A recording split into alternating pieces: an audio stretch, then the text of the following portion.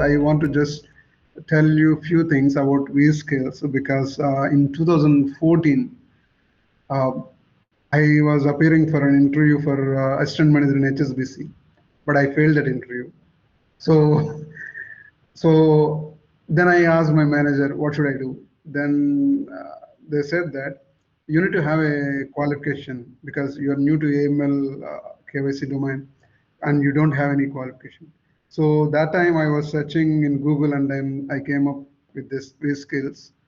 So, and it was a turning point for me in my career to have this certification because the Vskills AML KYC compliance officer certification helped me to become a floor worker in HSBC. That helped me to train around 100 new joiners in HSBC that time in the financial crime compliance operations.